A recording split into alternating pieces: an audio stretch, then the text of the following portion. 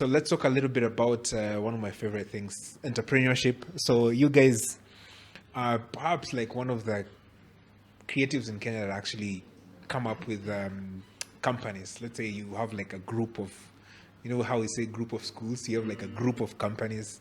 You have Soul Fests, you have Soul Generation recording label. So, what was the thinking behind it, and how did you guys come to the realization? You know what, I think we can venture into business, and yeah, make something out of it.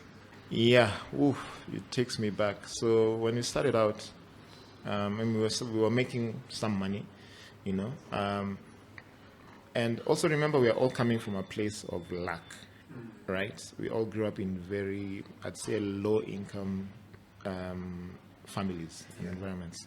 So where your mind kind of your subconscious has a limit, and for you to surpass that, you have to really work harder. So we used to earn money and immediately split. So we have, let's say, we don't even look for gigs. First of all, gigs come, and we have like a 30K paying gig, and we split it, the four of us.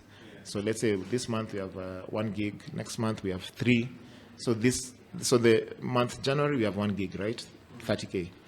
The other month we get 100K. So we split, equally. We don't care for investing. We don't care for anything else. The other month you have nothing, so you don't have money. So it's like, how do we find a balance? So we just started by saying, let's pay ourselves salaries.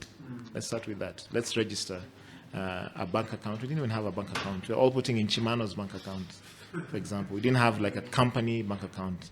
So we opened a company, a limited company, and we were saying, okay, let's put all the money that comes in there, just basic stuff. And we started with a salary, I think, of, was it 20K? Just salary, just basic salary. So, every month at least you have something. And once the money is in the bank account, you can either invest it back, buy some equipment, whatever it is, further yourself, or just make the music, invest more into the music. And then now it just keeps growing. So, of course, when you do that, when you get yourself into that space, you start learning more. You start being with people business mentors who advise you, go this way, go this way. So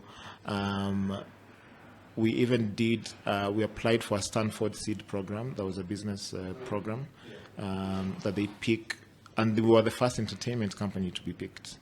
This is in 2017, I guess, yeah. And that shaped everything, bro. Everything. It was like a 6-month program, and there's even a post program where you now have a coach who's with you for another 6 months to just shape up your business properly, all the business ventures you're getting into, the organogram, all those things.